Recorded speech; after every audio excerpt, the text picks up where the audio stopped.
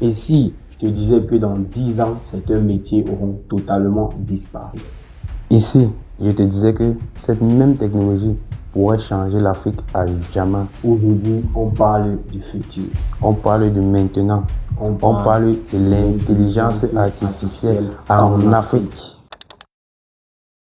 En 2016, un jeune Nigérien de 16 ans a créé une solution grâce à l'IA qui permet de détecter les maladies juste avec des images. Au Rwanda, ils utilisent des drones qui permettent de livrer des médicaments dans des zones rurales. Et au Kenya, des agriculteurs utilisent l'intelligence artificielle pour prévoir à quel moment ils vont s'aimer pour avoir des bonnes récoltes. Ce n'est pas en Europe, ce n'est pas en Asie, c'est en Afrique. Mais pendant que certains jeunes innovent, certains jeunes utilisent l'intelligence artificielle pour générer des photos, copier des devoirs. Mais la vraie question est la suivante. Sommes-nous en train de nous créer un avenir ou bien sommes-nous en train d'utiliser la technologie des autres? Mais avant d'y arriver, c'est quoi exactement l'intelligence artificielle?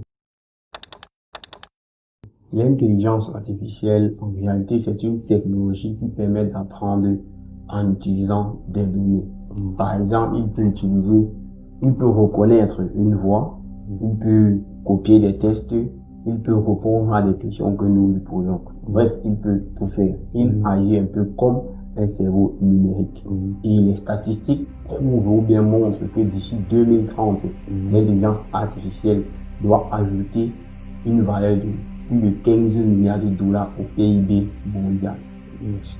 Et je tiens à rappeler que plus de 60% de la population africaine a moins de 25 ans. Donc, nous sommes le continent avec le plus de jeunes dans le monde entier. Mais attention, n'oublions pas aussi, l'Afrique représente moins de 1% des investissements mondiaux en intelligence artificielle. D'où la question devient de plus en plus sérieuse. Pourquoi le continent le plus jeune est-il absent dans la révolution économique du siècle? En quoi l'intelligence artificielle peut aider l'Afrique concrètement? Donc, l'intelligence artificielle peut aider l'Afrique dans plusieurs domaines, comme le domaine de la santé, le domaine de l'agriculture, le domaine de l'entrepreneuriat, bref, dans plusieurs domaines.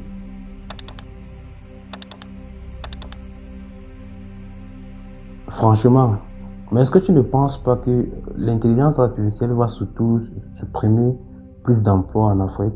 Oui, forcément. Des tâches qui étaient souvent effectuées en répétition par venir seront automatisées. Donc ça veut dire plus de chômage. Bon, pas forcément. Lorsqu'une grande révolution technologique arrive, il crée plus d'emplois qu'il ne détruit. Et si nos systèmes éducatifs ne sont pas prêts?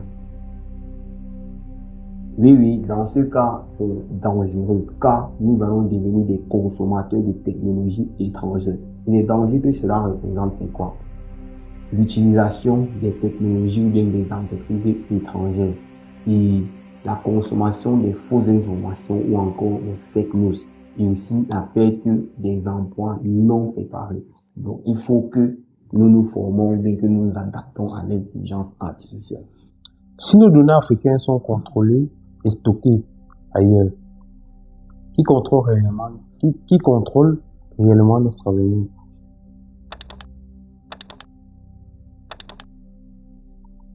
Et si ce n'était pas l'intelligence artificielle le véritable problème, mais notre manque de coopération?